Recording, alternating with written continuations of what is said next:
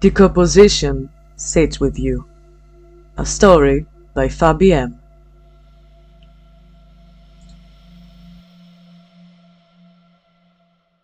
Hugo told me once that fall was his favorite time of the year. Told me to hold the leaves as delicate as you would a pretty girl's hand. His teeth would then spread wide across his face, pallid and flaked with brown, rows of sweet tooth that hadn't been cleared of duff. On his days off, we'd go hunting for mushrooms in the forest behind our house.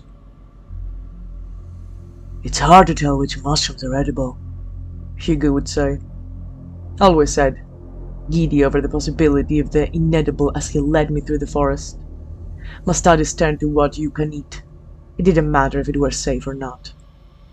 That day, Hugo pulled me along, his meaty fingers pressed white hot divots into my skin.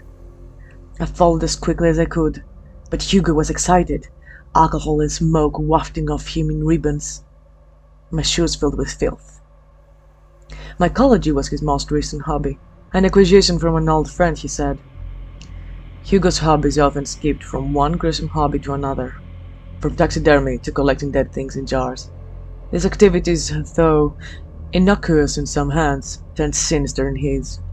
I feel the mouse captured in our backyard was less a friend and more an exercise in how long he could extend its suffering, how well he could preserve those little moments of despair, driving a needle in, then capturing the moment in frame-by-frame photographs. To pinpoint the exact moment, the most minuscule of the details. Measure them in the span of flesh stretched to its limit, twisted in abject horror. It was a different kind of science. One that I likened to a kind of dark magic, powerful and detrimental to its user and the people around it. Wrapped up like something beautiful and awful, sequined and glittering, but dripping in oil slick, rainbow seeds of sluts. Hugo yanked me forward, grip turning tighter. I tripped and he laughed, still dragging me along over root and rock until we hit a clearing with one solitary tree sitting in its center. His trunk was devoid of a small swath of bark, smooth even at a distance. As we got closer, I saw a ring of mushrooms at its base that traveled up its trunk in a spiral pattern. Up and up it disappeared into its canopy. "Oyster mushrooms," he said, releasing my hand to pluck one from the bark. He left marks. My reddened wrist contrasted against the pale white of freshly pulled bark, and reminded me of his angry red gums gnashing at me, smiles and frowns. Hugo was smiling at me then, pulling swiftly and roughly, tearing off just as much bark as he was mushrooms, raining clumps of brown to join the clutter of the forest floor. Bark and moss fell haphazard atop a corpse, a fox, carpeted in what looked like to be more mushrooms. They bisected its torso. The mound of mushrooms, which looked like nothing I'd ever seen in Hugo's many, many books, stemmed like a dress from its waist, dropping the rest of its body in its fungal carpet. Only its feet were left uncovered. But they were not bare. Frost had started its seasonal creep, transforming the fox's paws into glass slippers. Winter's supine approach had begun, starting with her. I hadn't realized it when we first arrived. This was a birthplace, a death anchoring itself to the forest. I continued to stare at the fox, searching, her lightless eyes glittering under me in the dying light. Resurrected under my intention, life found unraveled, unspan at my feet, thread loose and fibers imbued with story. I imagined that she smiled a smile at me, full of sharp, friendly teeth. For the briefest of moments, I felt the whisper of her touch, her paw caressing my cheek and telling me how this fate had come. Her paw caressing my cheek and telling me how this fate had befell her. A story not too dissimilar from mine. I had to protect her. I knew what Hugo would do to her if he found her. Exactly the way he extricate her and preserve her, perpetually dead in his basement with a sprinkling of mushrooms and fall leaves for company. The other dead animals didn't count. They had no more half-lives, no in-between. That was my domain. with the liminal fingers half crusted with frost, straining from the breakdown of cartilage that life would wrap around the soft bands of my joints, hair joints. Sit, taut and stiff, halfway between specimen and taxidermy, a product of clumsy hands and even clumsier mouths, cruelly propped up against the door to let the draft in. We weren't meant to be gutted and set for display. Hugo's delighted face was sharp.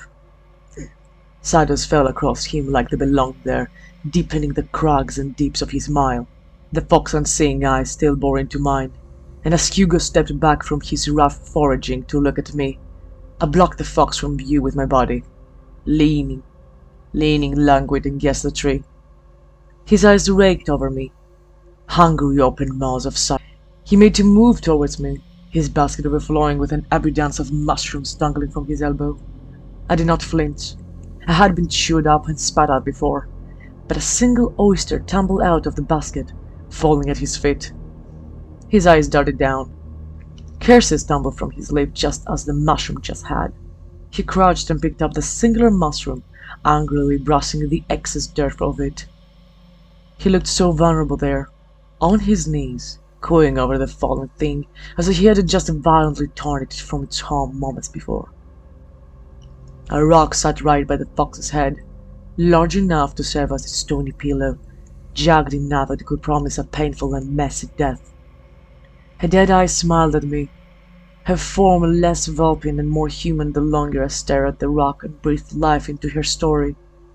If the fox had hands and strength enough to lift it, would it have lived?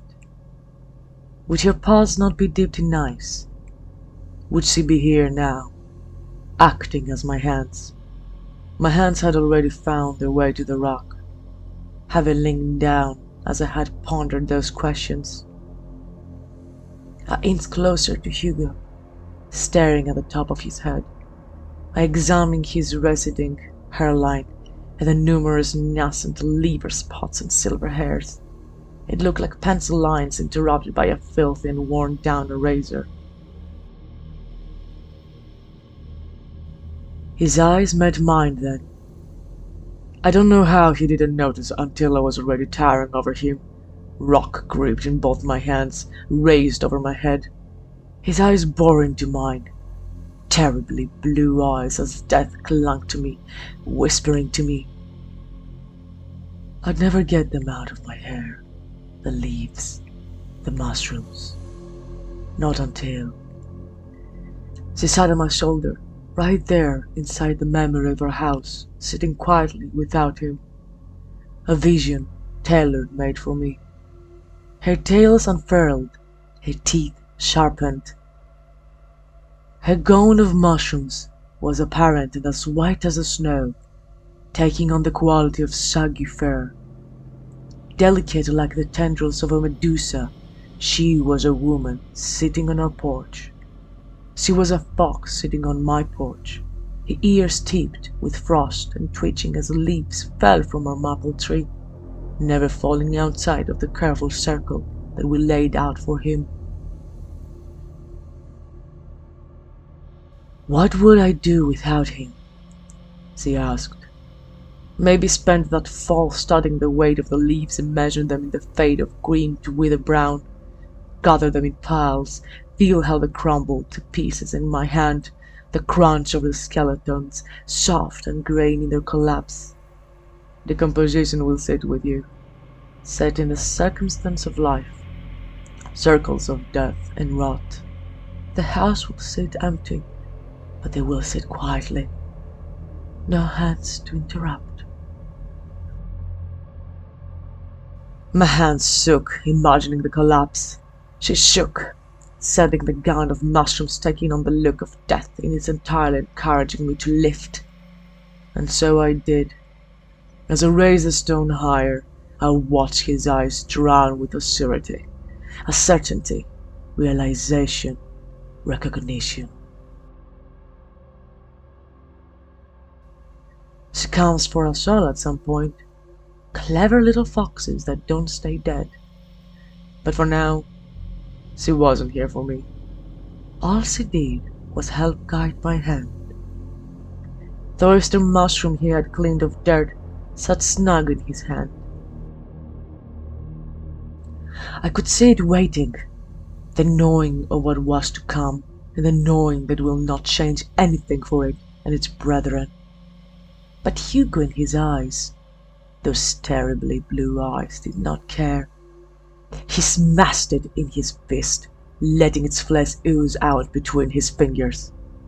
And for the second time that day, he showed me that sweet-toothed smile, wide and menacing. I swung down. That was Decomposition Sits With You by Fabienne. You can find her work at the site called Red Sea Prompts. The link is in the description. Thank you all so much for listening. And don't forget, she comes for us all.